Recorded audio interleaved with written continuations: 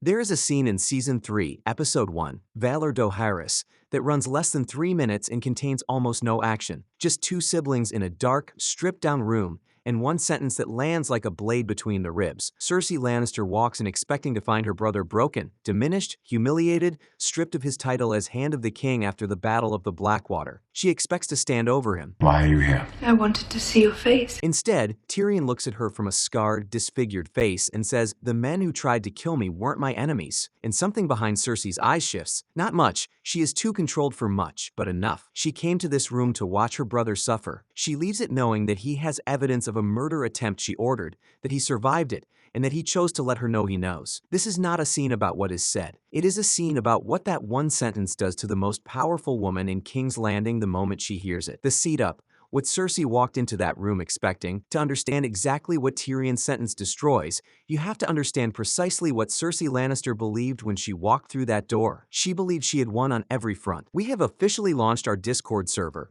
a dedicated space for us to break down theories, discuss those mind-blowing Westeros scenes, and for you to tell me directly what you want to see next on the channel. It's completely free and built for the real fans. The link is right there in the description. Come join the council. The Battle of the Blackwater in Season 2, Episode 9 had ended in a Lannister-Tyrell victory. Stannis Baratheon's fleet burned, his army scattered, King's Landing saved. Her father Tywin Lannister had arrived with the cavalry at the decisive moment and claimed the glory. Joffrey remained on the Iron Throne, and Tyrion, who had actually engineered the wildfire defense that held the city long enough for Tywin to arrive, was lying in a dark room, his face sliced open, his title removed, his influence obliterated. Why are you so nervous about what I'm going to say to Father? Cersei had also, as she believed, successfully closed the most dangerous loose end of the entire battle. During the fighting, she had dispatched Ser Mandon Moore of the Kingsguard with a specific order: find Tyrion Lannister in the chaos and kill him. The battle was the perfect cover. Thousands of men dying, the city on fire, nobody auditing who killed whom in the dark. Ser Mandon Moore was loyal to the crown rather than to any individual,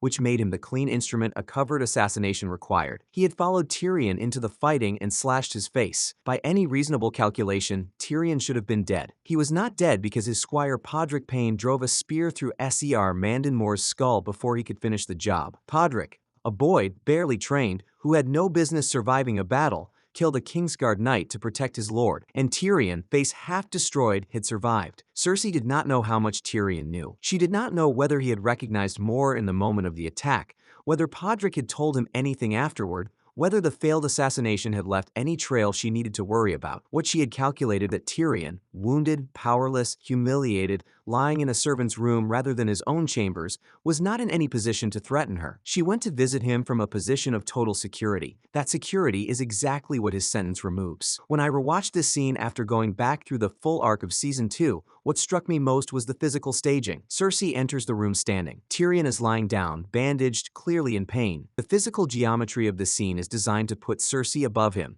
She should have all the power in this room. She has the title, the freedom, the father's favor, the court's backing. He has a cot and a scar, and then he opens his mouth and the geometry collapses. The sentence itself, dissecting 11 words. The men who tried to kill me weren't my enemies. 11 words. No accusation named. No evidence produced, no threat issued, no emotion in the delivery. Peter Dinklage plays it almost offhandedly, the way you might state something obvious to someone who already knows it. And that delivery is the entire point, because the sentence does not function as an accusation. It functions as a demonstration of knowledge. Break it down precisely. The men who tried to kill me. He is not saying he was attacked randomly, not framing it as battlefield chaos. He is saying there was a deliberate attempt on his life, conducted by identified individuals. That word men is doing significant work. It confirms plurality of intent, which means the attack was organized rather than opportunistic. Then, weren't my enemies. This is the blade. He is telling her that the men who came to kill him were not Stannis Baratheon's soldiers, not foreign agents, not anyone with an external motive. They were his own people. People who could only have been sent by someone inside the walls of King's Landing. Someone with access to the Kingsguard.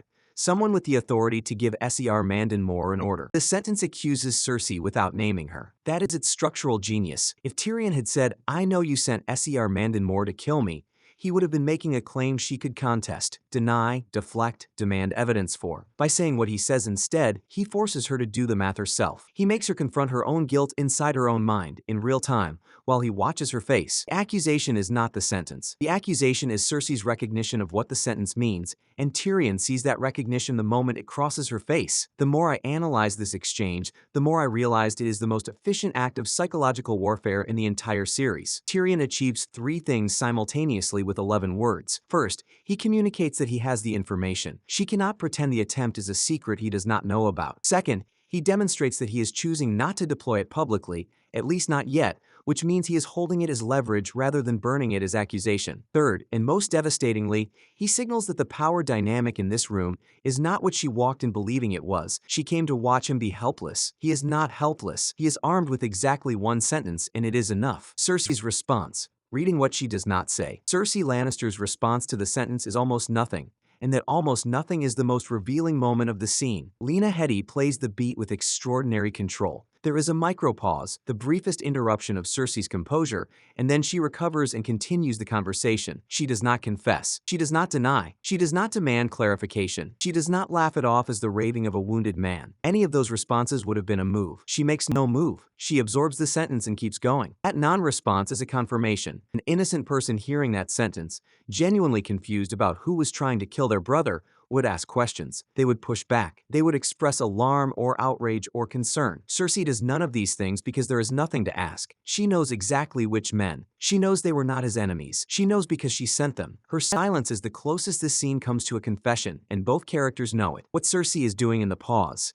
And Lena Headey communicates this with a remarkable economy of expression, is running a rapid recalculation. She walked in with 1 map of the situation.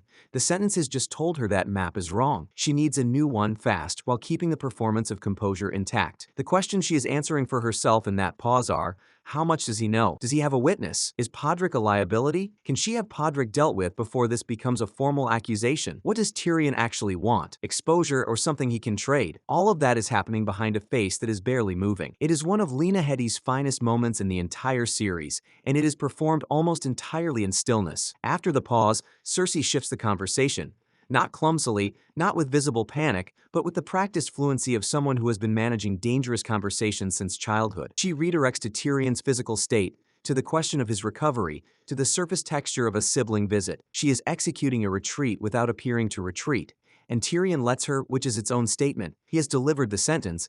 He has watched it land, and he does not need to press further. The sentence has done exactly what it needed to do. Why Cersei tried to kill Tyrion, the root of the paranoia. The assassination attempt did not come from nowhere. To fully understand the weight of what Tyrion's sentence exposes, you have to understand why Cersei Lannister had decided, by the middle of Season 2, that her brother needed to die. And the answer is not simple spite. It is a specific reasoned fear. Reasoned incorrectly, but reasoned. From Cersei's perspective, Tyrion's tenure as Hand of the King had been a sustained assault on her power. In Season 2, Episode 1, Tyrion arrived in King's Landing with a clear mandate from Tywin to bring order to Joffrey's court and, implicitly, to check Cersei's influence over the king. He immediately began dismantling her arrangements, removing Pycelle from the small council, reorganizing Joffrey's advisors, redirecting policy. Every move Tyrion made his hand reduced Cersei's operational control over the court she had spent years constructing. The specific trigger for the assassination decision was Myrcella. In Season 2, Episode 5, The Ghost of Harrenhal,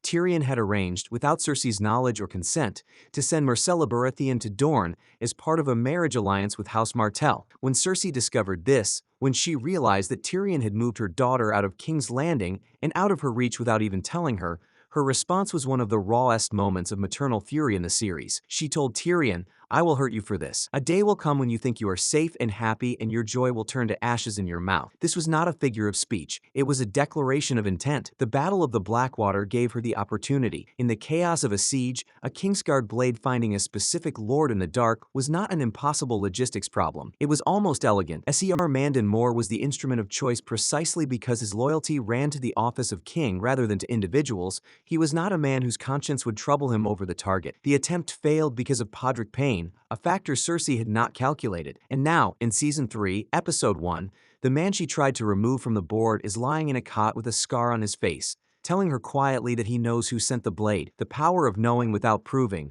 Tyrion's strategic choice. Here's what makes Tyrion's use of this knowledge so sophisticated. He does not use it to destroy Cersei. He could. He has a witness. Podrick Payne was present when Ser Mandon Moore attacked, and Podrick killed Moore, which means Podrick can testify to what happened and who Moore was. Tyrion could take that to Tywin Lannister, who, whatever his feelings about Tyrion, has no interest in his children trying to murder each other because internecine killing inside House Lannister is exactly the kind of weakness that destroys great families. He could make a formal accusation. He has the foundation for one. He does not do any of this. Instead, he delivers the sentence. Quietly, once to Cersei's face, in private, with no witnesses present. He lets her know he knows, and then he stops. When I went back and thought about why, the answer is actually embedded in Tyrion's entire operating philosophy as a political actor. A secret known by your enemy and held rather than deployed is more valuable than the same secret used. An accusation, once made, is a move that can be countered. Evidence produced can be challenged, discredited, attributed to a wounded man's paranoia. But the knowledge that your enemy has the information and is choosing to hold it, that is a source of permanent, unresolvable anxiety. Cersei cannot unknow what she learned in that room. She cannot remove the threat because she cannot fully measure it. The sentence, held in reserve, is a blade that stays sharp indefinitely. This is Tyrion operating at his highest level. It is the same instinct that makes him effective as Hand of the King,